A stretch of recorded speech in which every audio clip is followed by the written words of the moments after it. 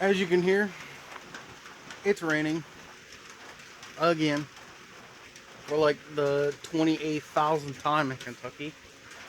But during that time, I do have my uppers and lowers not done, but done enough to where I can put the rear end back under the car.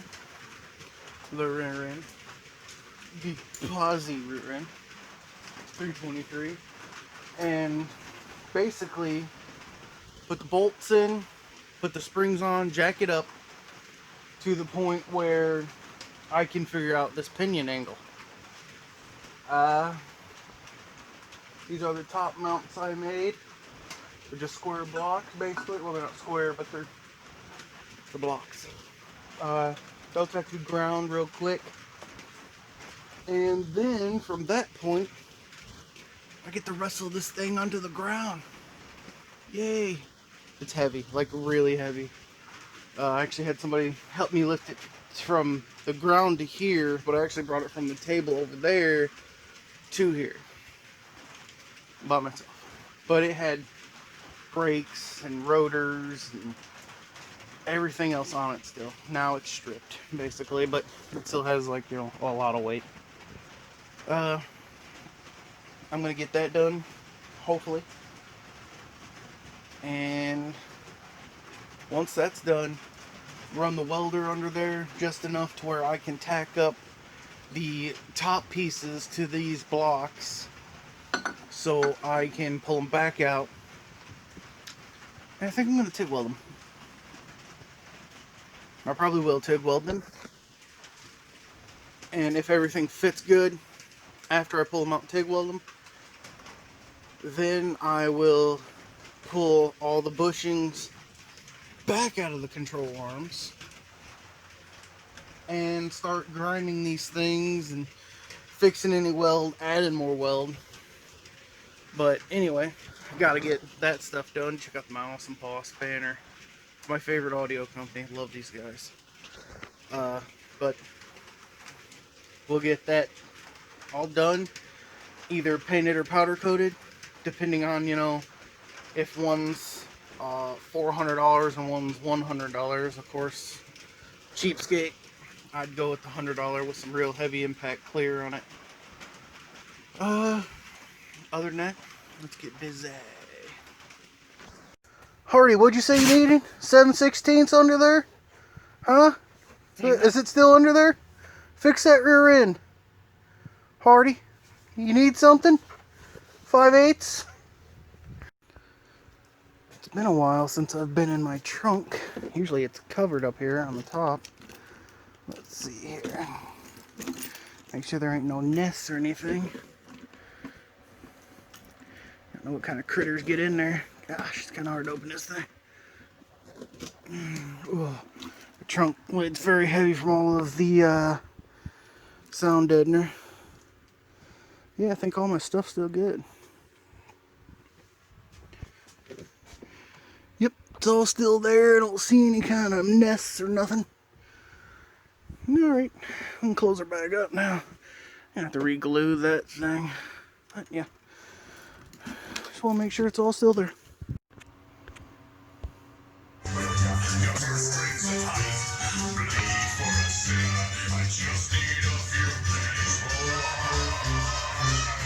A few pennies more. But greedy, so greedy. She snarled as she It's a sucky thing. I hate wiring. But a lot of these have this same colors as the single caprice plug. So, like, these are all fuse 17. These are fuse 17. So I twisted them together and just added a single because these had only 2. So 4 go to 2, 2 to here. But I'm not taking this apart just in case I screw it up. So I'm just gonna straight wire it all. Just extending them all. So I have started the process of rewiring my gauges, which recently I have got the Buick Roadmaster gauges, because it has all the good sensors and an RPM gauge.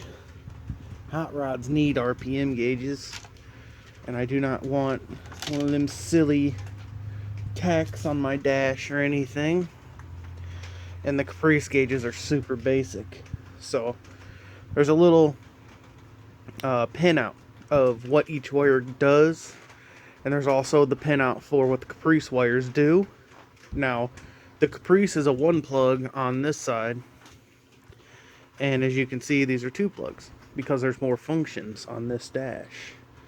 Most of the caprice stuff's dummy lights. So I'll put up a small picture to where you can see what the pinout is, and I am going to start soldering all these together.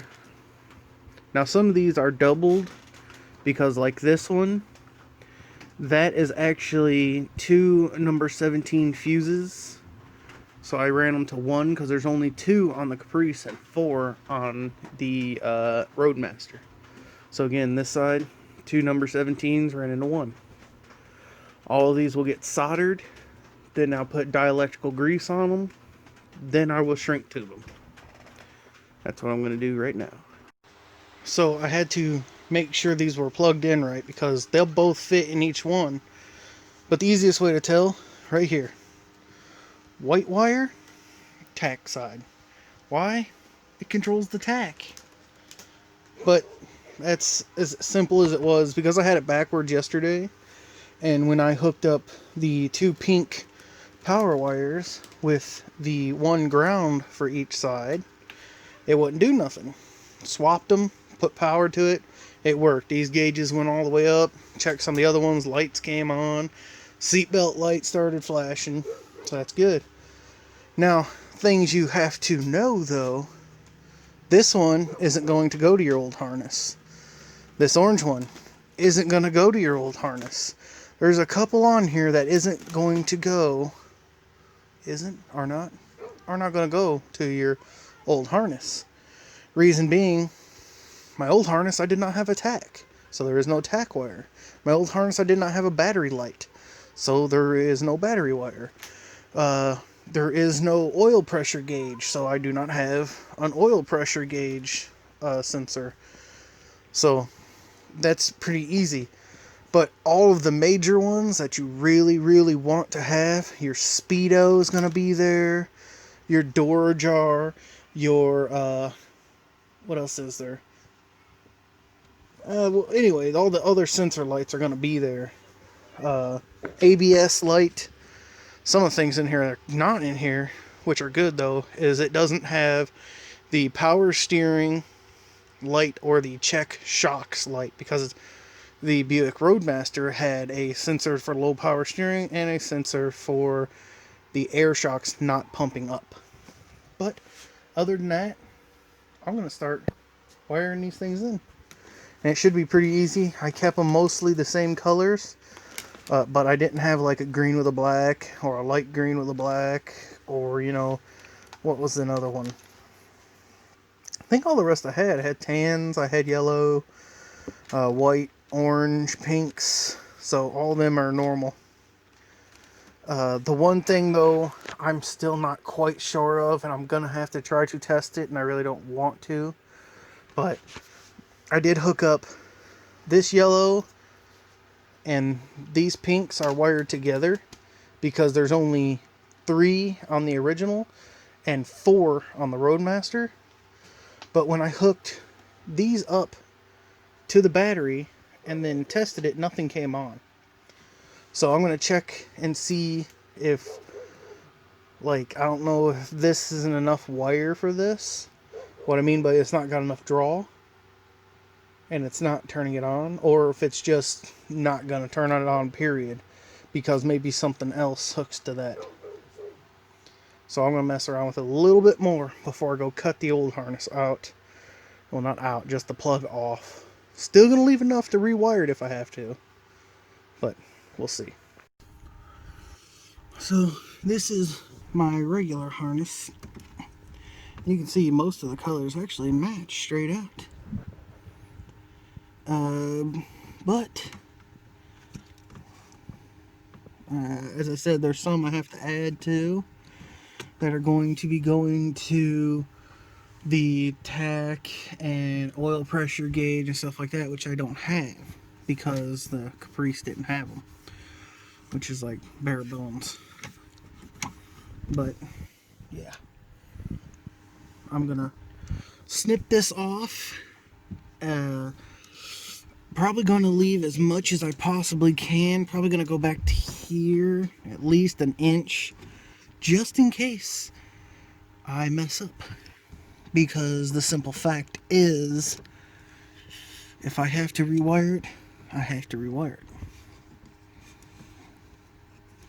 But I can already tell you, this thick brown wire, that's your speedo.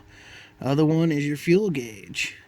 Pink, black, all three of them are your fuse 17. There's two solid blacks. Those are both your grounds. There is a black white. That is the speedo ground. There's two blues.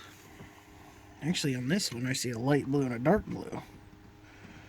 I got two dark blues on the Roadmaster harness, and they are your turn signals left and right. Which it still could be this one and that one.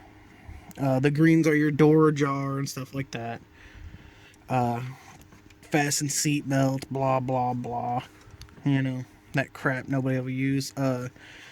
This gray one right here, that's your fuel level sensor, okay? Your fuel level. I'm not really remembering what the browns do. Or the purple's your fuel gauge. The tan is your dimmer. So, you know. I'm gonna cut this now. It's a real freaky part for me, but let me tell you what, this right here is one of them Harbor Freight lights. Highly recommend getting one of these things. They are wicked good. Bend any direction. They turn, which kind of hard to do with one hand. Yeah, there it is. See, it's turning. It's not turning in my hand, it's actually turning. And this is, let's see here, that's off, on, low, and the tip. But this thing is well worth.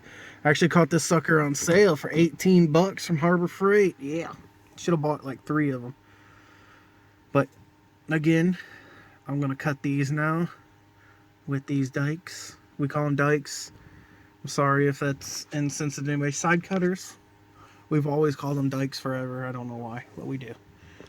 And then I'm going to start wiring and soldering everything together. Which I'm probably just going to wire them all together.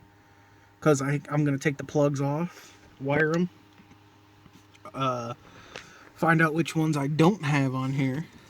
And from that point, I will start probably wiring them to run through the dash, which I already have my stereo and everything out, so I'll run them back behind the dash and everything. There's my LS computer and my fuse panel for the LS. Black carpet. These are actually Pontiac Bonneville, no, not Bonneville. Yeah, the newer model Bonneville seats. And I love these because they're low back, took the headrests off, and I'm putting 4 seats in, 4 buckets. Oh, I scared myself in the mirror. Okay, but I'm going to jump to this. Oh, Ricardo, you on there showing off your stuff? I gotta show off mine now. Fiberglass dashboard, it's still in progress. Everything's in progress on my car. I'm getting ready to cut off the Caprice harness to start wiring the Roadmaster gauges. My dash is all in pieces. There's my LS harness and ECM. My plug down there is my fuse panel. Those will be going up, and I'm going to try to put the LS computer back in the kick panel there. These are my Bonneville seats. I have a newer style Bonneville. Low back, so I'm going to get them recovered.